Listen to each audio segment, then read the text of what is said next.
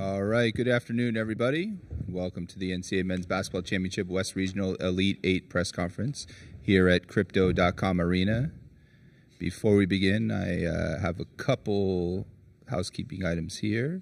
First, satellite coordinates for this site. SES3, transponder 14, slot B9, downlink 11,975.5 vertical, date rate 11.914, symbol 7.2. If you have any further questions about satellite coordinates, please see the representatives in the back from Hammond Communications. And a couple other things here. A reminder as a courtesy to your fellow media members and team participants, please make sure to silence your cell phones. Please provide your name and media affiliation each time you ask a question. We have 2 mic holders that will get a mic over to you before you can ask that question.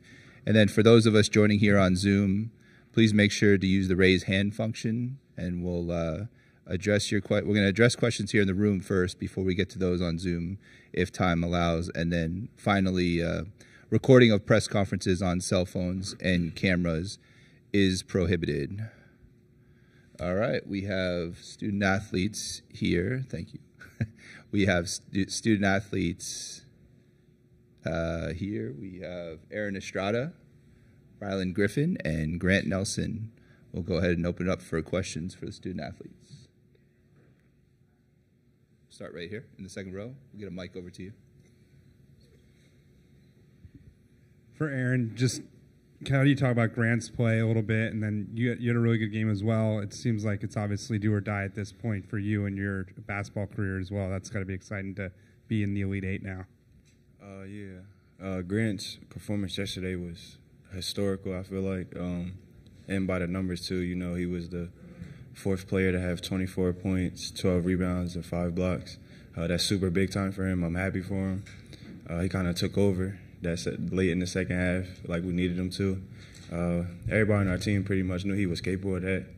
And just to, like I said, just to see it happen in March, you know, probably the biggest game of his career, throughout his college career so far, I was really happy to see that from him. And then for myself, you know, I just tried to stay aggressive and just take what the defense was giving me.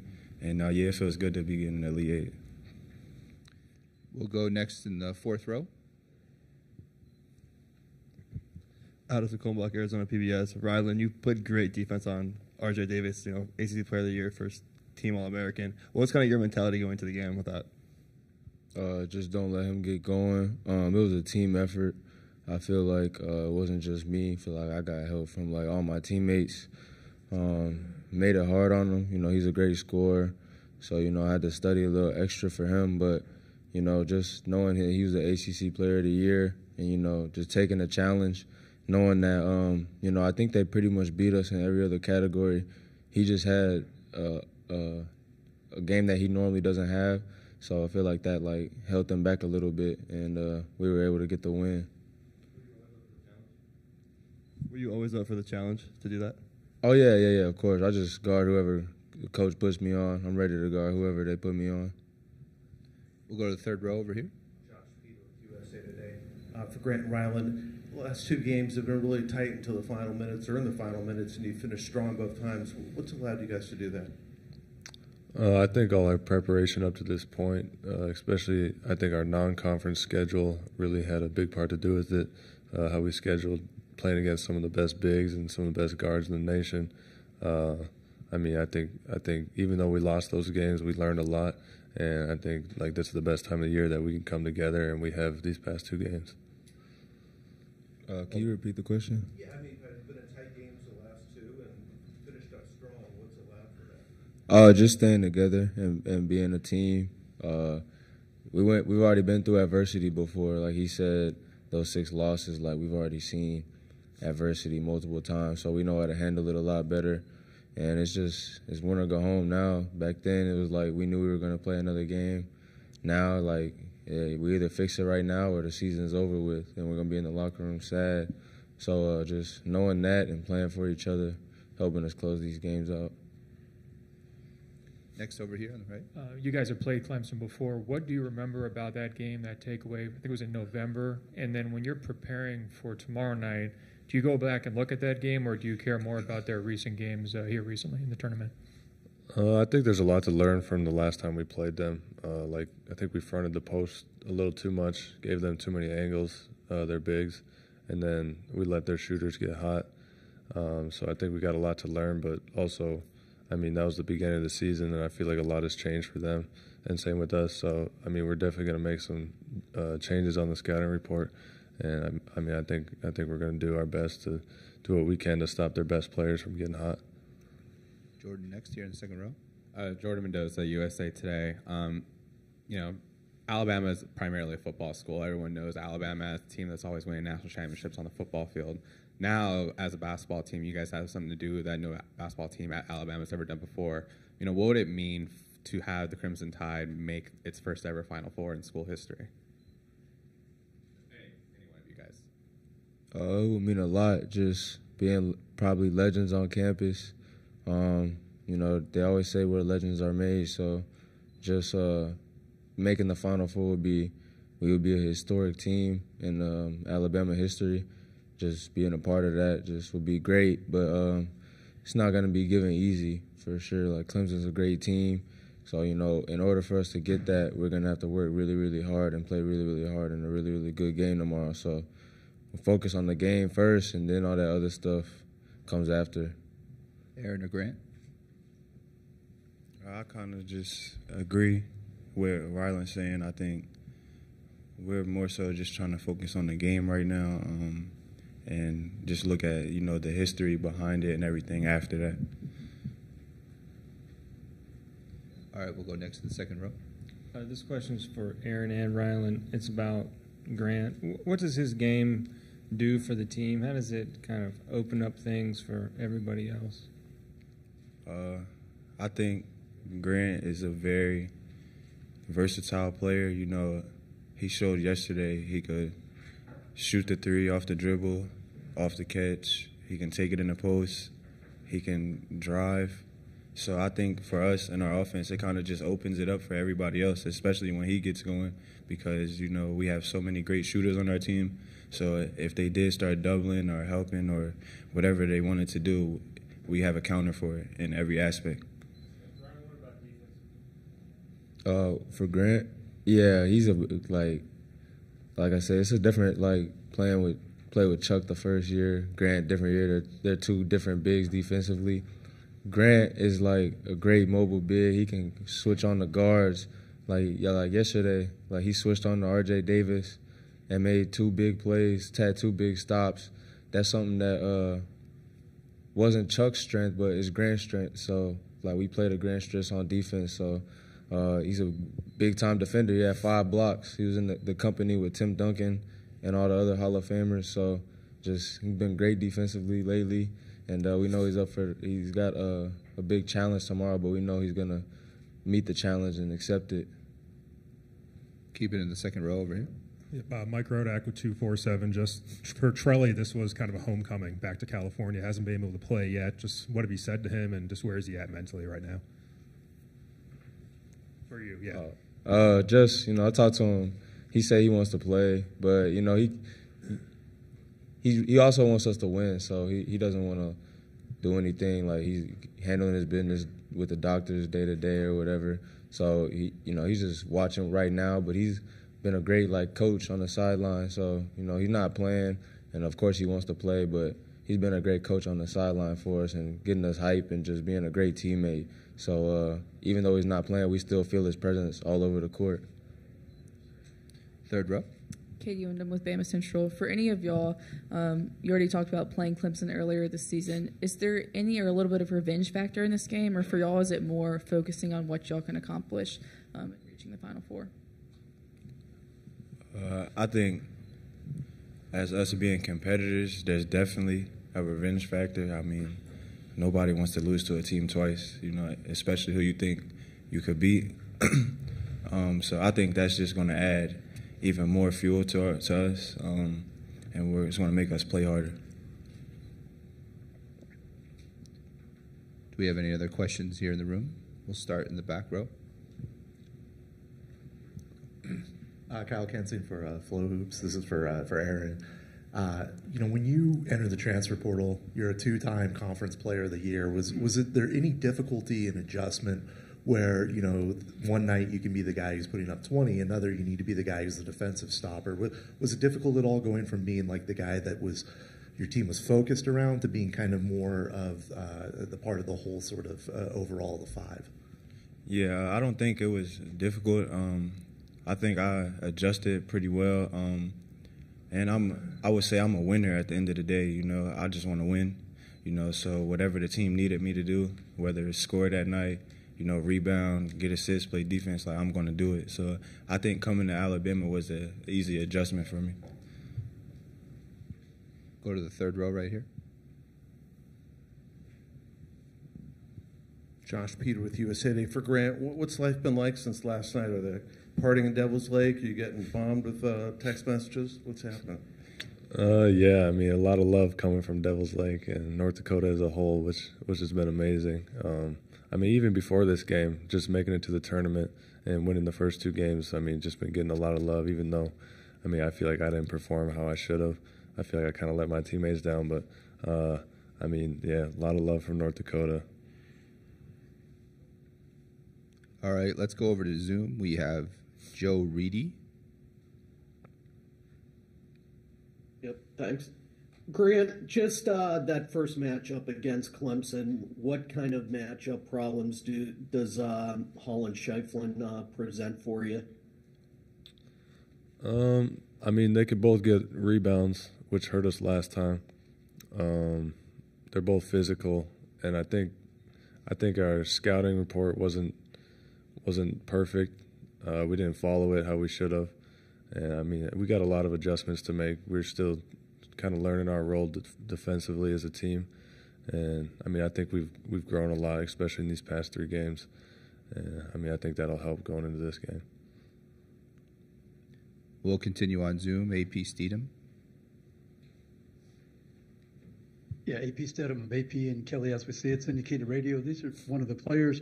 What happened in the last Clemson game that you'd like to see a turnaround? You mentioned the rebounding. Any other facets of the game that you'd like to reverse? I would just say we need to just guard the post a little bit better. And we can't let their shooters come off of screens as easy as they did and hit threes. They were playing as good as anybody in the country at the time when they beat us. Then they had a little fallback, but now they're back to playing like that team that we played earlier in the season. And so we just got to make adjustments from that game. I think that's a good game to go back and watch because it was against us. We already played them already.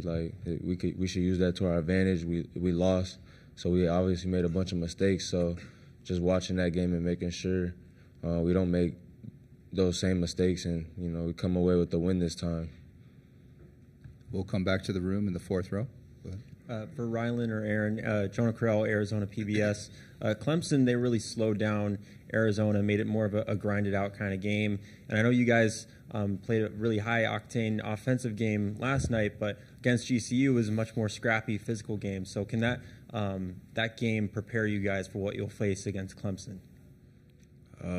Yeah, I think it definitely can prepare us, but I ultimately think it just comes down to us getting stops. I think that's what really creates our pace, and when we play fast is when we get stops. So if we're able to just continue to get stops, we'll be able to run on anybody we play against. Anybody here in the room have any additional questions for the student athletes? How about anybody on Zoom? Please use the raise hand function if you have any questions. We have an additional question from AP. Yes, AP Stedham of AP and Kelly, as we see it, syndicated radio. Y'all had a pretty good night shooting. Why was that? Did you like those rims, the lighting? What was the reason y'all shot so well? We were getting good shots. We shoot a lot, shoot around. We know we're going to have to shoot threes in the game. And, it's just confidence.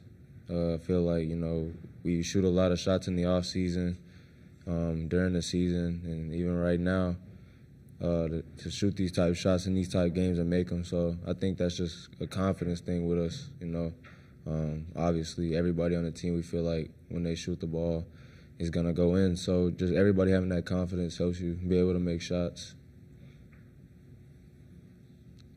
Do we have any other questions here in the room for the student athletes? All right. Thank you, guys. We're all set. We'll have Coach Oates up here momentarily.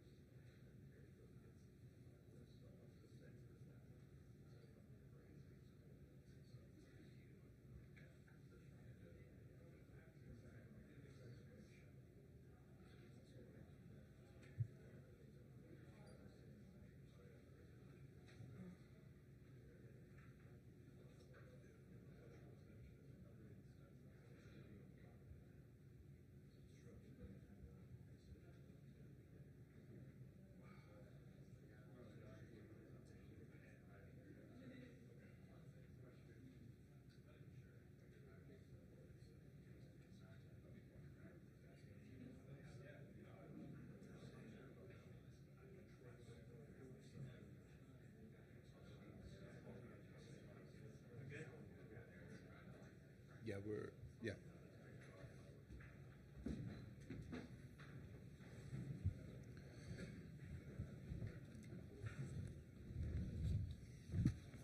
All right, now we welcome Alabama head coach Nate Oates to the dais. A couple of reminders before we begin. Make sure to identify yourself before asking a question. We have 2 mic holders in the room here. Those of us joining on Zoom, who have just joined us on Zoom, please make sure to use the raise hand function, and we'll get to your questions if time allows at the end. And then one final reminder, recording the press conferences on cell phones and cameras is prohibited. Coach, we'll have you begin with an opening statement, then we'll open up for questions. Yeah, we're excited to be in the Elite Eight. We never been to a Final Four at Alabama. Neither is Clemson, I guess. So got 2 schools trying to get to their first one. I think everybody will be amped up, ready to play. We're trying to get healthy. Guys kind of saw Pringle limping around out there. He had a heel bruise. He's been fighting through the year and got flared up, so he's getting treatment all day. Hopefully we can get him back. Reitzel continues to be evaluated by the doctor and the trainer. He's day-to-day. And other than that, other than Cosby being out with the fracture in his foot, we should be healthy. You know, Clemson, we played them in a non-conference. They were good. We didn't play well. They played well. We got to do a lot better. You know, they're going to make adjustments from the first game. We're going to make adjustments. They were way too comfortable shooting it. They shot over 50% from 3 when we played them at our place.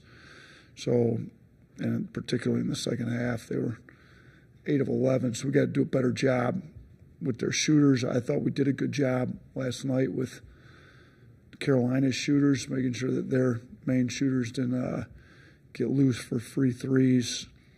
So it's you know, short night because we or a long night, however you want to look at it. Not much sleep, long night, not a lot of sleep, trying to get ready. But I think our players look pretty locked in early this morning when we went through video, and we'll have a short, light practice here this afternoon, and then try to get them rested. And I think fresh legs, fresh minds important for the game tomorrow.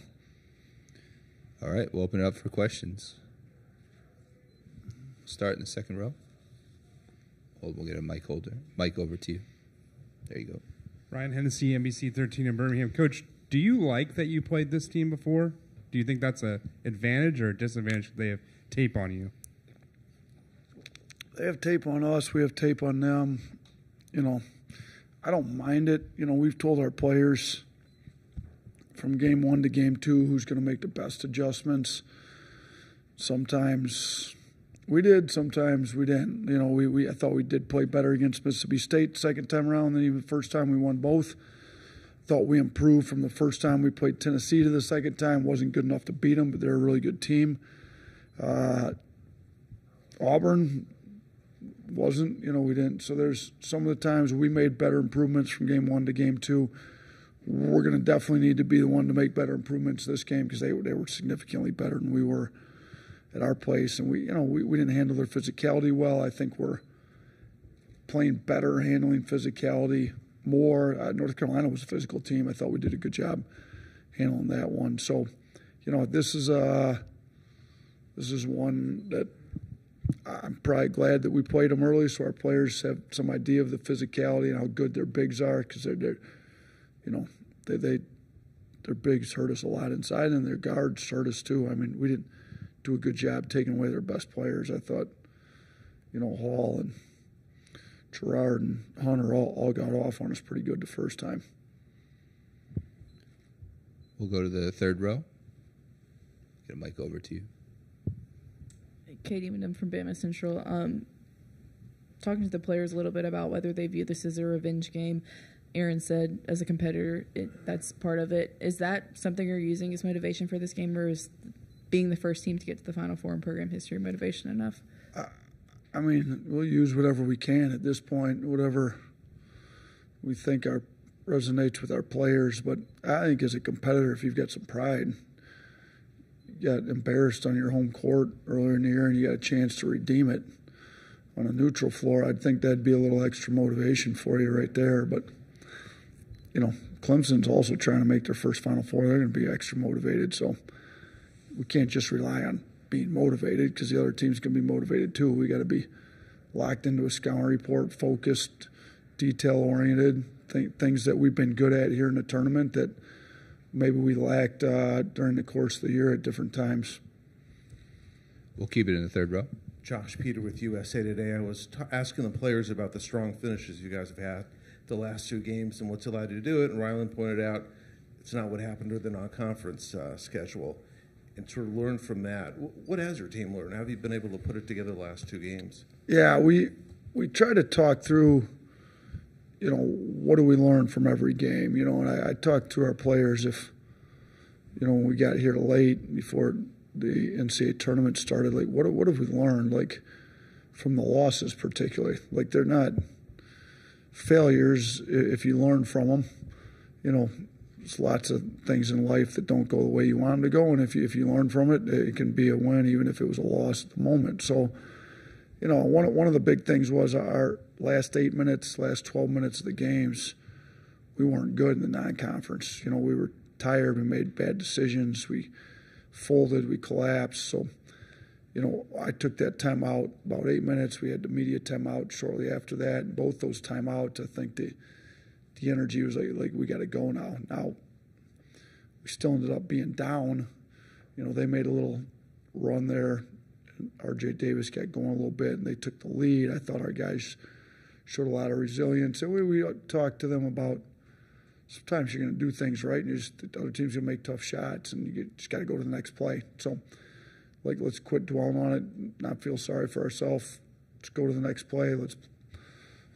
The last play should have no impact on the next play, and I think we've done a pretty good job moving on to the next play, especially at the end of games, just figuring out a way to get some wins. We'll go to Jordan here in the second row. Jordan Mendoza, USA Today. You're at a school that's always going to be associated with football, with the amount of success it's had on the football field. You've mentioned that we have a chance to go to the first Final Four in school history, and also this is your second Elite Eight ever in school history. What does this moment mean for Alabama basketball, and what could it mean to go to its first Final Four? Yeah, we got two schools like that here, right? Alabama and Clemson playing in L.A. Most people think we're playing a Rose Bowl out here, probably, right? So the basketball Rose Bowl. I think it'd be huge, because we came in and Alabama football is obviously best football program in the country over the course of college football. In my opinion, they've got all kinds of national championships, but it's been, multiple sports have won national championships at Alabama. The athletic department as a whole is a championship level athletic department, and we needed to get men's basketball up to the level that a lot of other sports are at. So, if you could make, the Final Four, obviously winning the national championship's the biggest thing, but the Final Four is huge, men's basketball. So if you can get to a Final Four and kind of put yourself on that stage, I think we've been able to recruit some high-level players. Players want to play here. We've won 2 SEC regular seasons, 2 SEC tournaments since we've been here. We've won a lot, but we've never been to a Final Four. So making a Final Four would be very big for the program. Would show that we're competing with all the best programs in the country for the biggest thing. You're trying to win a national championship. Well, the Final Four is that step right before winning a national championship, and we haven't been to Final Four yet. So this would be the biggest win in the history of Alabama basketball if we could pull it off. And I think our players understand the enormity of the game, and I think their preparation, their effort will match their understanding of how important this game is. Next in the third row here. Coach Ben Golliver, Washington Post. Last night you were talking about the challenges of game planning on a quick turnaround, from a Thursday game to a Saturday game. And we had the pleasure of having some of your grad students sitting behind us, and I think they were the loudest, most locked-in people in the entire building during that game. I'm curious, what role or responsibilities do those guys have in helping get you ready for a team like Clemson? And then in-game, what exactly is their role? Because it seems like they were hype men. They really knew Carolina's playbook, it seemed like, as well, from what I could overhear. And just curious what role they have for you guys. Yeah, we rely on our GAs a lot, and they're good. But they help with a lot. They help put the scouting. They help the assistant in charge of the scout put the video together to go. So they're working ahead because I'm not going to look at the next team until we're done playing the current team. But they are. They're working ahead all the time, and so they've got everything ready to hand to the assistant in charge of it when they need to. Goes from everything, trying to listen to the video with the sound up, trying to get play calls off the sound, and looking at hand signals to get play calls. So they've got that all in their head. They've tried to teach it to everybody, but they know it pretty well. In the course of the game, we chart a lot of things. We chart offensive efficiency, defensive efficiency. They're charting that, paint touches, different things we've got on I get an offensive sheet, a defensive sheet, a blue-collar sheet, and the general stats. I got 4 sheets of paper in my hand every time out, and they're responsible for 3 of those 4, the offensive, defensive, and the blue-collar one. So, the GAs, along with our regular undergrad managers, do a lot of work for us. So it's cool that everybody's super invested in wins and losses, from your head coach down to your managers to everybody in the program. And I think we've got that. I think it's part of the reason we've been winning at the level we've been winning over the last 4 years, because you get everybody in the program super invested in winning and losing. And it's nice that you're able to sit by some of them that aren't even on the bench, and they're super invested in winning and losing.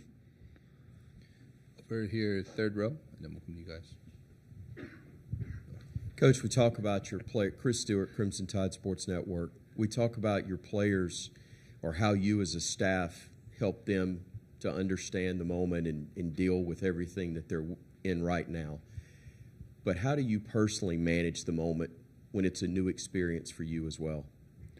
Yeah, that's a good question. It kind of takes me back to when I was interviewing with Danny White to get my first head coaching job in Division I, and Keith Dambride had kind of been running the league in the MAC at Akron, and he's made the tournament at Duquesne this year, and he's going to retire. He's a great coach, and he kind of asked me the question, when you look down and see Coach Dambride, it's my 5 players against his 5 players, it's not me against him. It's it's the same thing. We coached against some pretty good coaches in our league, coached against some pretty good coaches. At the end of the day, the ball goes up. I'm coaching my 5 guys on the floor, everybody else coach, and I got to prepare myself to coach the 5 guys on the floor and the guys on the bench. And I've done that hundreds of times as a high school coach, and you kind of just lose yourself in the game and start coaching. So how do I prepare myself? I didn't have to do all this at Romulus, but I coached a few hundred games at Romulus, and when the ball goes up, it's not that much different. There's a few more cameras on me around here. There's a few more people in the stands. My players need to feel the energy coming from me. They need to know that I know what I'm doing, so I got to prepare myself so that I'm the most prepared coach going in, and they know it, and they've got confidence in that. I got to sell them on the fact that we're the most prepared team, because we're going to be. Our guys always go into games with a ton of confidence, knowing we got the scouting report down. They just got to execute it and play hard. That's what I do. So I don't, after the season's over, if we can win another game and you understand that you made a Final Four, there'll probably be some time to relax and reminisce on it and think about how great it was. But right now, we got to win another game. This doesn't happen very often. We've only been to one other Elite Eight in the history of Alabama. It was 20 years ago. You don't want to take this for granted. I told our players, don't, Coach Saban calls it rat poison all the time, but if you wanted, you could get on your phone and look at social media and type your name in and see hundreds of people talking about how great you were. That has nothing to do with preparing to play the next game. So I told them, if you want to get to a Final Four, you got to be disciplined enough to put that rat poison out, get locked in on what we need to do for the next 24 hours, be prepared to beat this team, because anything else is a total distraction. I said, like every minute for the next 24 hours needs to go into recovery with the trainer, and some of that's a nap and sleep, some of it being with the trainer, or preparation to win the game. Anything else, if you're not disciplined enough to stay off social media and not waste a bunch of time doing that, I don't know how serious you are about winning. The same thing goes for me. I don't keep any social media on my phone during the season because I think it's nothing against you reporters, and maybe it's the people out there on Twitter that aren't reporters, but you win a game and you're the best thing ever. You lose a game and you're the worst coach. I can't live my life like this, so I don't have social media on my phone during the season. I can get on it on the computer if I choose, but you get on it, next thing you know, you wasted an hour that you should have been preparing for a team. So I got to be disciplined to get myself ready to play. The players need to be disciplined to get themselves ready to play. And once the ball goes up, we got 40 minutes of being locked in, super intense. You kind of ask the players, why do you play? Well, why do I coach? I got this competitive nature about me. You can't match that 40 minutes of competitiveness with anything else you do in life. And I love it. I got to get myself ready to do it. And I don't think there's much else. I got to get ready to coach this game just like I get ready to coach any other game. Go to the fourth row. Hey, Coach. Jonah Krell, Arizona PBS. Building off of that, you're talking about kind of your coaching mindset there. Have there been any previous coaching mentors or peers of yours that have reached out to you, maybe a text or something, giving you some words of advice to give you that direction and tell your players, like you just said? Yeah, I mean, Coach Saban's been good. The whole next deal, I kind of pull off a conversation with him. He texted me next play, next K. He doesn't do much text. He didn't text, so I probably shouldn't even say text because I think he's not supposed to text. But now that he's not coaching anymore, maybe he texts. So if I wasn't supposed to tell anybody he texts, I apologize to Coach Saban. But he did send me a short text, and he was good with it. He's been great. He's a resource I've got. He's still got an office on campus, so I'm going to use that resource. I think he's the best team sports coach in the modern history of team sports and college athletics. Like, he's great to have there. And there's some other coaches. I don't know that I'd necessarily have mentors. Obviously Bobby Hurley hired me. Bobby's been great. I'm friends with Danny. He's doing a great job, but I haven't talked to them a whole lot. Danny's trying to get his own team to a Final Four and doing a pretty good job, it looks like. But talked to some retired coaches. I made a couple calls before the NCAA tournament just to some coaches. I called Frank Martin because they South Carolina had, if you go back and look when they made their Final Four run there, they were kind of on a down stretch. They had lost a few. Like, we weren't playing our best basketball going into this tournament. Neither were they. Just how do you get your mindset to change? I actually talked to Coach Boeheim, who did it twice at Syracuse, weren't playing their best at the end of the regular season. ACC tournament, got on a run, made a Final Four. Like, how do you get – so I reached out to those guys, and they were great. They talked to me about the whole thing. But, I was a high school coach, and then I coached for Bobby Hurley for 2 years, and then I became a head coach. So I haven't really worked under – it's been a long time, other than the 2 years with Coach Hurley, and he was great. I mean, he's been great to me, and Danny's been great to me. But outside of those 2 years, it's been a long time since I worked under somebody. It's kind of more older coaches that have been retired that you kind of reach out to, or older coaches in the business. I talked to Coach Izzo. He's been great to me when I was in Detroit. He's great. He was great to me. He talked to me about North Carolina just because they had played him and I knew him. I spent all kinds of time up watching them practice. I really looked up to him when I was a high school coach in Detroit, and he was great. But yeah, little couple guys here and there. We got time for one more question. Go ahead. Miss Terry said that Nick Saban sent his first email too recently. So you're in the clear there. I think. Okay, he's in the clear. So yeah. he's texting, emailing, and technology savant now. Yeah. But I want to ask about, this is your 11th night on the road together. Just how have players handled that? Has there been a benefit to that, knowing that if you went home early, that it'll be the end of it for you this season? Yeah, I hope they like being with each other, so they want to spend a few more nights together on the road in a hotel. But I think they've gotten close. I think our leadership's been great. Guys are pulling for each other. And shoot, you saw when your best player, all year, and Mark Sears needed to shoot. I mean, he almost sleepwalks to 20 points on some nights. Like, he didn't get to 20 last night. He was as happy as anybody. He was telling me to run stuff for Grant Nelson late in the game. Like, I think guys get a little closer being with each other all the time. When they get close and there's that Coach Murphy's word. Coach Murphy came in. Coach Murphy's been texting me a little bit too with softball. He's been great, but he's, they taking on this whole Mudita. He explained to our guys what Mudita means, and we've kind of got shirts made and kind of tried to make it our deal.